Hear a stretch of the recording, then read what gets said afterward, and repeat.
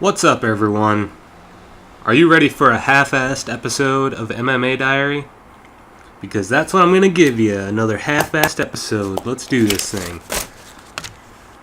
So, this weekend, Memorial Day weekend, we have a Sunday card in the UFC Fight Night 88 from Vegas. I'm not sure where exactly, if it's in the MGM or what.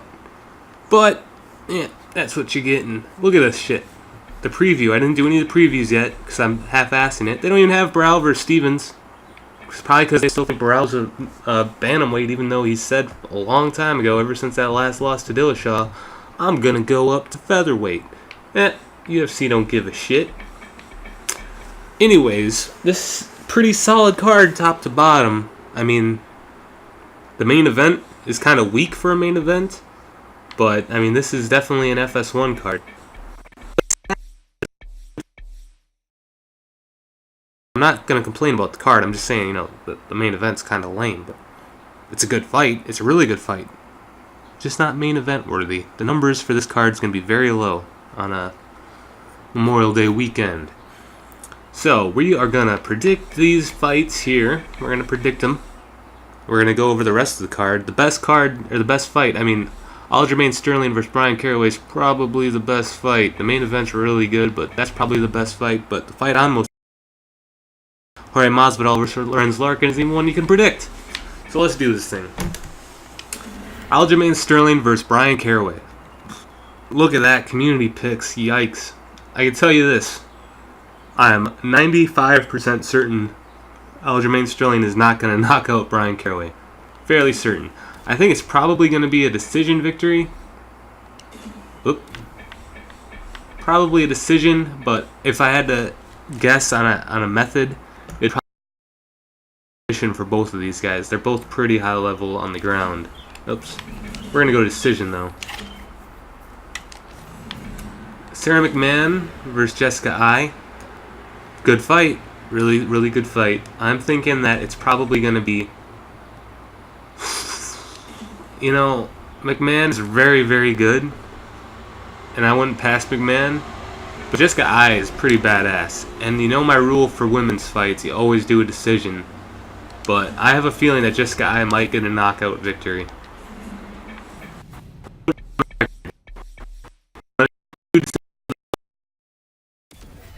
Knockout for the win.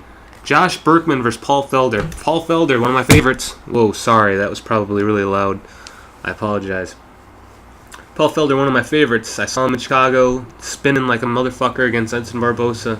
That was a fun fight. Berkman, though, tough man. Very tough guy.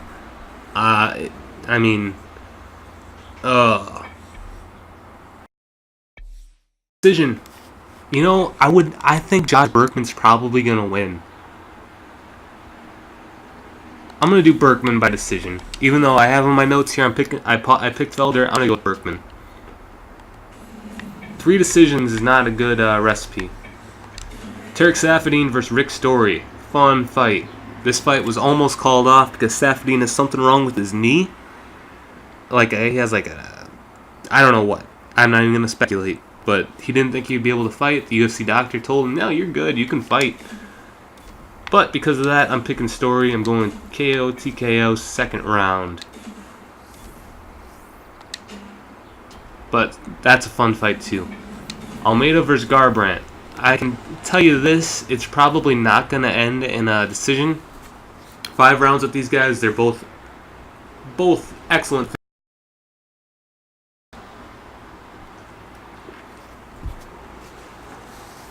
I'm going to pick Almeida, but Garbrandt's got that power for a bantamweight. He's got that power. Almeida's awesome. He can do all sorts of crazy shit. I'm not happy about it. And fuck, I don't know if I should do a KO or a sub here. If it was Garbrandt, I would easily pick a TKO. No problem. I don't know what Garbrandt's chin is like. And I'm not exactly sure how powerful Almeida is. I know last time I watched him perform, it was very impressive. He got rocked a couple times, but he stayed in there. I'm going to go with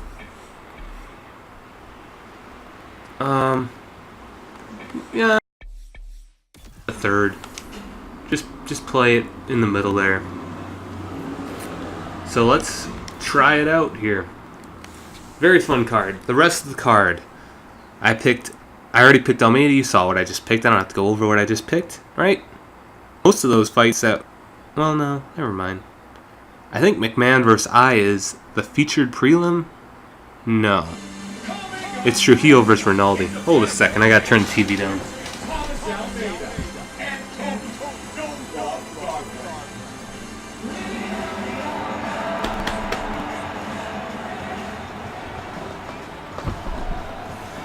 Sorry about that.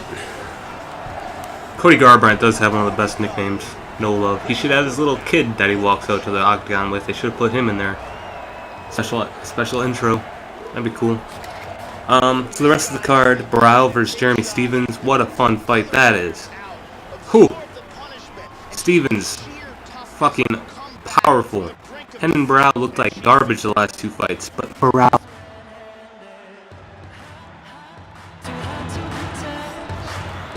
Top 3, top 4 favorite fighters. I'm gonna put that there because there's probably a fighter that I like even more. But I'm gonna go with Barao. But most of these fights on this card is pretty damn close. That's why it's such a good card because you don't know who's gonna squeak it out. I'm gonna go with Barao though. Chris Camozzi versus Vitor Miranda. Vitor Miranda's awesome, but he's getting a title shot in 2 years. That usually doesn't end too well for people who start talking like that far out. So I'm gonna go with Camozzi. Camozzi's legit. Like, he got his ass whooped by Jacare 2 times in a row, but he's a good fighter. I'm going with Camozzi. But again, could go either way. My favorite fight of the night, Jorge Masvidal versus Lorenz Larkin.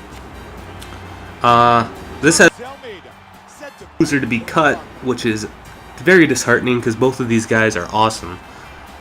Jorge Masvidal is just such a tough dude. Like, I'm gonna pick him, even though Lorenz Larkin is so flashy. Lorenz Larkin's badass. Look at that. They got a UFC Fight Pass. Look at that shit. Look at that little ad there. That's cool.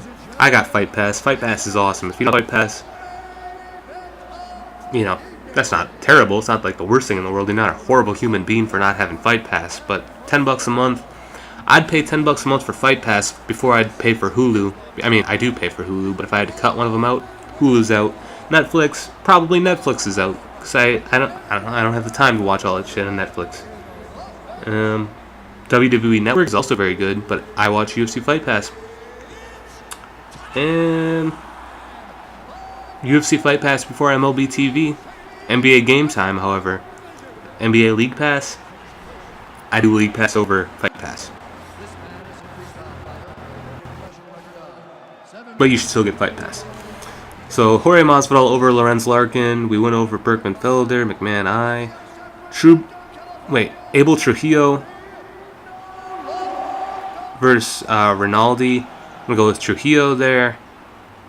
And yeah, those are my featured fights. Aljamain Sterling versus Brian Caraway is awesome. Like, that's Fight Pass. That's $10 alone right there. That's worthy of $10.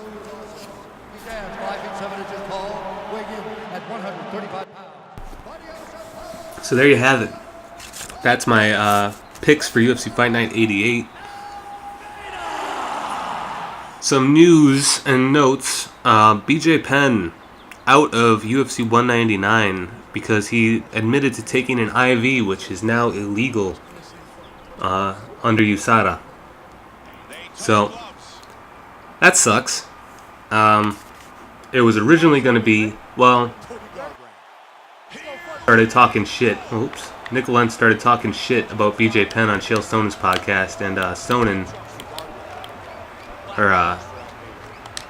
Penn, he just ate that shit up, and he's like, fuck you, I'll fucking fight you, then you motherfucker. Tries coming out of retirement to fight him. Didn't really work out. Nick Lentz, for some reason, didn't want the fight, or he couldn't take the fight, yada yada yada. So BJ's like, alright, just... So he was supposed to fight on 197, but he had rape allegations or sexual harassment or sexual assault allegations. One of those things. Rape's probably very serious. I didn't look into it. I think it was more sexual assault than rape. So they postponed it. They never really announced it for 197. They just sort of said, like, maybe he'll fight there. Like, that was the rumor. So they decided not to do it anymore. Then 199, they announced BJ Penn versus Dennis Seaver. I'm like, yes, Dennis Seaver's terrible. BJ Penn will get an easy win. Who knows, maybe he'll just be happy with that victory, and then maybe he'll just, maybe he'll ride into the sunset, since he's just looked like shit against Frankie Edgar. He looked like shit against Frankie Edgar that time they fought. Maybe Frankie just wanted to get, BJ just wanted to get that off his record, and that victory over Penn would just be icing on the cake. Get up, motherfucker. So, yada yada yada. Dennis Seaver has to withdraw. They're like, shoot. So they get Cole Miller, a kid that BJ Penn coached against on The Ultimate Fighter. Miller was on Team Pulver. My girlfriend actually just watched the season because she's a Nate Diaz fangirl. She'd never seen that season. So I was like, shit, Cole Miller's pretty fucking long. You know, he's not a spring chicken by any means, but he's not like Dennis Seaver. So I was kind of worried for Penn there. And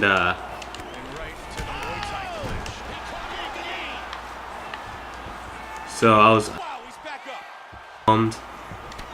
I'm sorry, my commentary is just crap when I'm playing these games.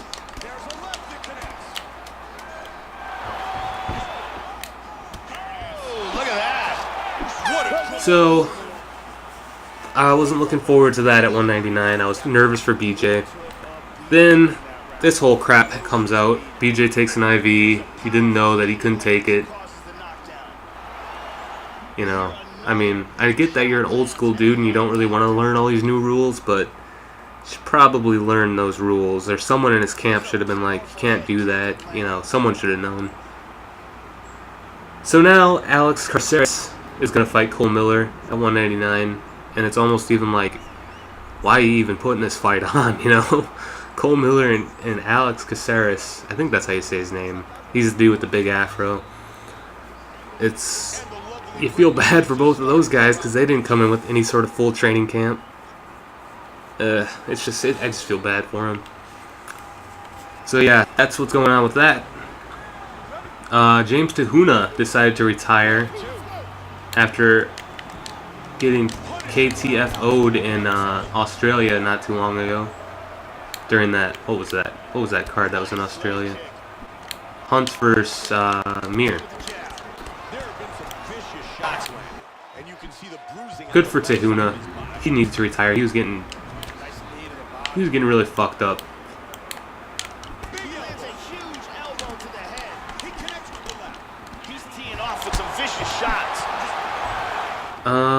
And Robert Whiteford, the Scottish, what's his name, flying judoka, he got released by the UFC. He was on the MMA Hour. You feel kind of bad for him. Seems like a nice dude. I'm sure that he'll find his way. Like, it's not the end of the world getting released from the UFC unless Bellator just thinks you're dog shit, because Bellator is an up-and-coming organization. They should be scooping up all the UFC fucking outcasts that still look pretty decent, you know? Like Michael Jackson, that guy who fought Mickey Gall. Bellator doesn't need to sign those kind of guys, but Matt Mitrione didn't get released.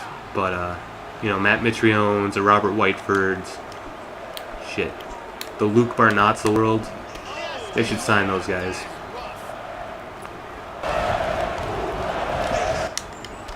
They should have signed Derek Cruikshank, too. I mean, if Cruikshank's getting Cruikshank's getting money in from Risen that Bellator didn't want to offer, of course do that. But, you know, it's never a bad thing when fighters have options. Unless you're, you know, like Benson Henderson, in which case I don't want to see you leave the UFC. I want to see the best fighters fight the best fighters, you know?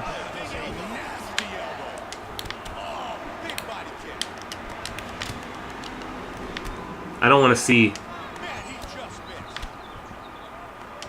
the put up to the point where you can't see, like, for instance, Gilbert Melendez, Eddie Alvarez. You don't want to see that kind of situation where these two top fighters never got to meet up because they're in other organizations. But alas, that's my spiel on that. Some fight news, or fight announcements. Matt Brown versus... Oh, shit. I looked away from the TV to try and figure out who he was fighting. Matt Brown versus...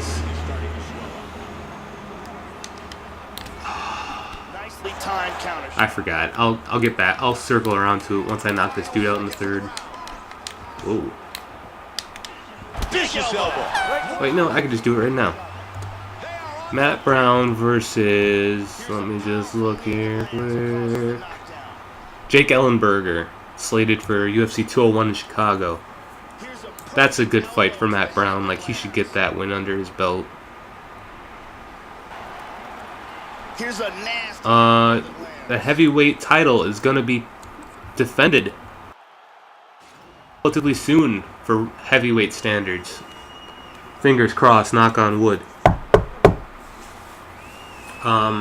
UFC 203, Stipe Miocic versus Alistar Overeem in Cleveland, Ohio. Announced at the Cavaliers-Raptors game, which turned out to be a complete blowout for the Cavaliers. Good for them. Like, they crushed the Raptors that game. But that's awesome. Good for Stipe. Hopefully he can... Hopefully he can defend it in his hometown. And fucking pick up Cleveland spirits.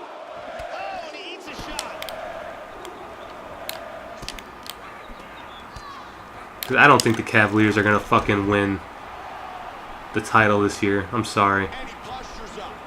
I just don't. Almeida with a jab that scores. Fuck.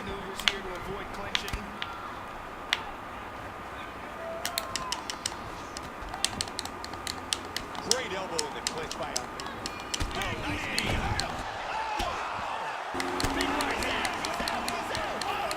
There we go. Did it.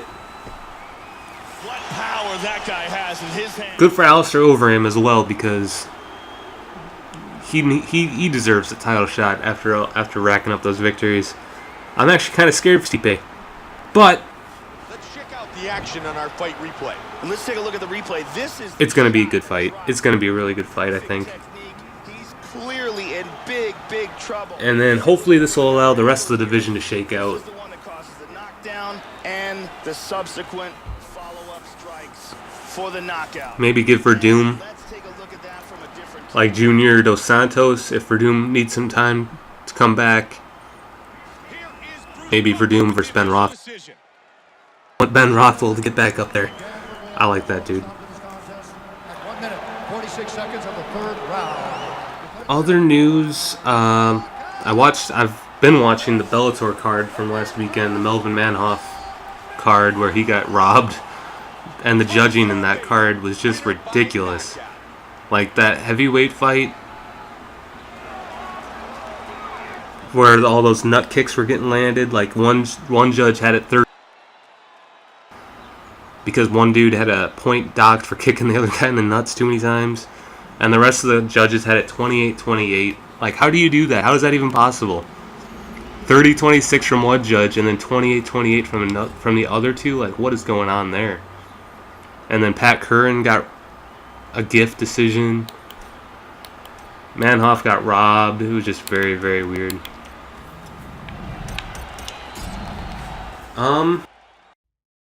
said, this is sort of a half-baked episode.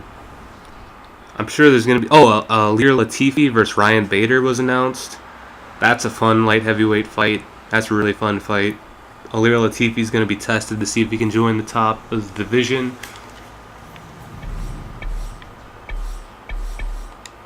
What did I pick here?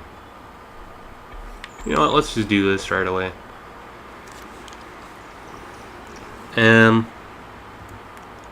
I didn't even... Oh, yeah. Jason Mayhem Miller, that whole thing. That was weird. Miller got weighed in at 209. He weighed in 24 pounds over for his 185-pound bout. Then he got down to 205 or 206 or something.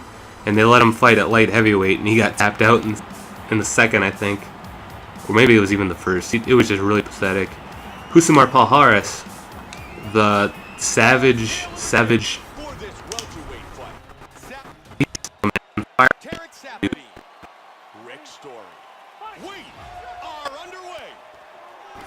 Not gangly. Thick as fucking brick shithouse. That dude, he got his bell rung in the first by Emil Meek, I think his name is. Now Emil Meek's getting UFC offers or looking to join one of the top organizations. That'd be funny. The World Series of Fighting middleweight champion gets beat by some Norwegian motherfucker, and now he's gonna join the big show. Oh my god.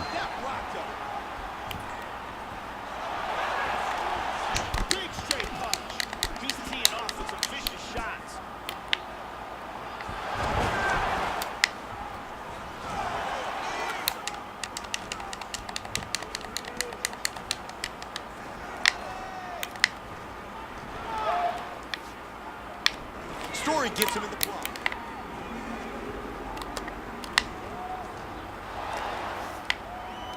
Tying up here in the clinch, looking for openings. Story with the What's up? And back up. Fight of the week. I've been thinking about doing this fight ever since the Alistar Overeem fight. Fight of the week this week is going to be Lyoto Machida versus Randy Couture. I'm gonna have to look up before we end this what card that was on, because like I said, half-assed episode.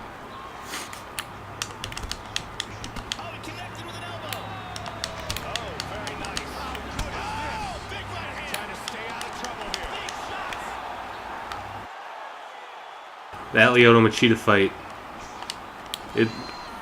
Alistar Overeem's knockout reminded me just of that, because Lyoto just straight up karate kidded Randy Couture. Retired Randy. It was badass.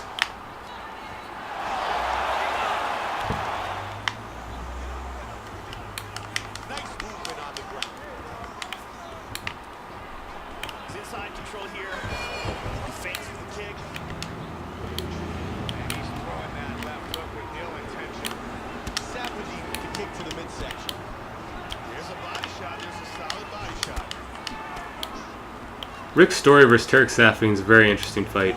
Rick Story's been out ever since that victory over Gunnar Nelson in Iceland, I think it was? Or maybe it was Denmark, I don't know. I just know that was the main event, and I was definitely picking Gunnar Nelson to win, and then Rick Story comes in there and just crushes him. And then he had neck surgery, and I thought he was done for his career. But now he's back against Tarek Safin. Tarek Safin, I watched his fight against Tyron Woodley in Strikeforce not too long ago just because I was curious. Tarek Safin can strike. Tyron Woodley neutralized him, but Tarek Safin's a striker, man.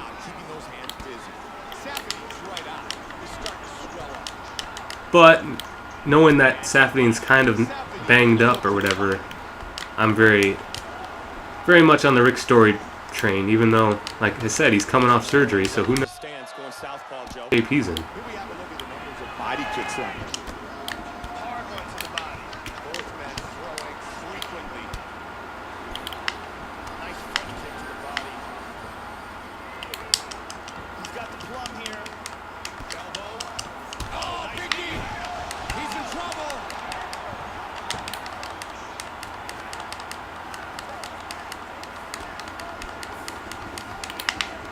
He moves to full guard here. Big elbow. Nasty elbow. This might be the end.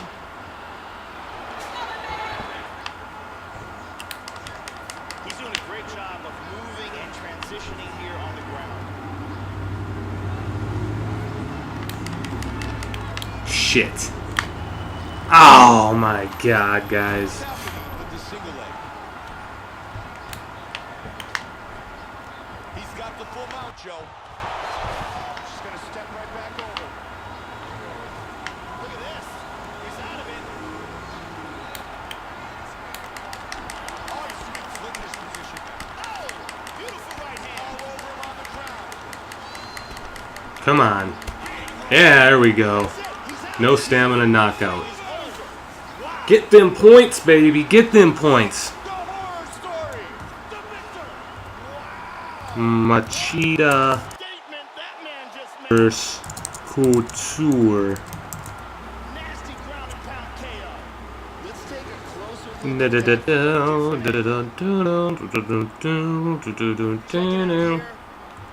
That was UFC 129. And if you haven't seen that knockout, do yourself a favor, look it up on YouTube. Official decision. I'll embed a video of it. Why the hell not? Let me just load it up right. 1 second of the second round. Declaring the winner by knockout. And we'll go to YouTube. We'll press pause. We'll copy the link. And then we'll put it in the video description. So there you guys have it. That is another episode of my MMA diary. I hope you all enjoyed it.